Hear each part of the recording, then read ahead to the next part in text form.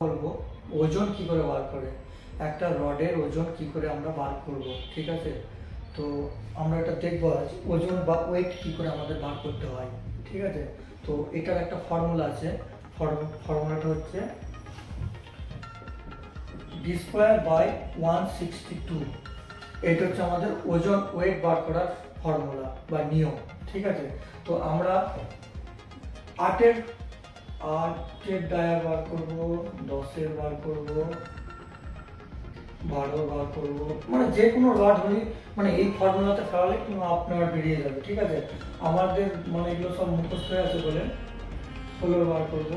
ঠিক আছে, তো এটার ফর্মুলা আমরা কি করে বার করবো দেখুন, এটার 8 গণিত 8, ঠিক আছে, সমান আসবে 64 এলো।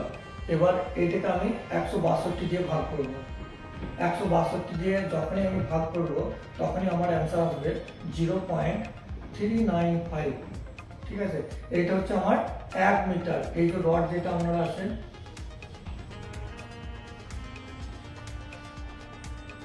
এটা ধরুন এটা আমাদের টিএমটি বার। ঠিক আছে, থার্মোমেকানিক্যাল হিট বার।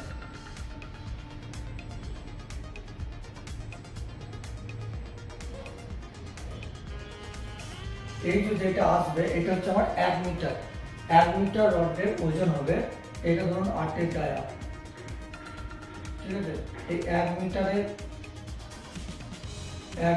এটা ওজন হবে 0.395। এবার আমরা সাধারণত জানি একটা ফুল রড কত মিটার হয়। ঠিক আছে, 12 মিটার হয়। ঠিক আছে, ধরুন 12 মিটার গণিত 0.395।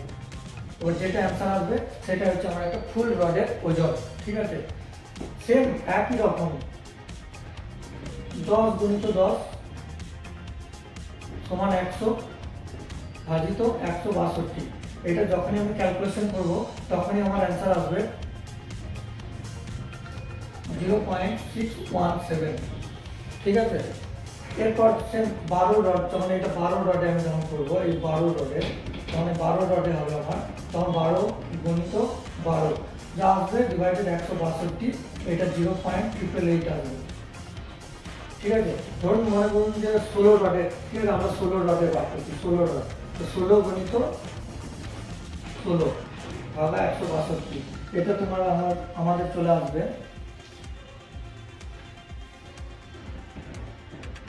256 এলো। 16 গুণিত 16, এবার 162 দিয়ে আমি ভাগ করবো। 162 দিয়ে আমি যখনই ভাগ করবো 1.580। ঠিক আছে, এটা আসবে আমাদের অ্যান্সার। এগুলো হচ্ছে সব 1 মিটারের ওজন। ঠিক আছে, এটা হচ্ছে 1 মিটারের ওয়েট।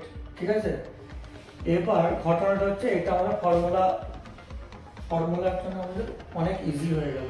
ঠিক আছে বন্ধুরা, এরপর আমি যদি প্রশ্ন করি বা আমি যদি জানতে চাই কি করে ডি স্কোয়ার বাই 162টা এলো, ঠিক আছে, কেন আমি দেবো, তো এটার জন্য আমি আরেকটা ভিডিও আমাদের সাথে বানাবো বা বানিয়ে দিচ্ছি, ওটা একটু দেখবেন, তো আপনারা পুরো বুঝতে পারবেন যে কেন ডি স্কোয়ার বাই 162টা এলো।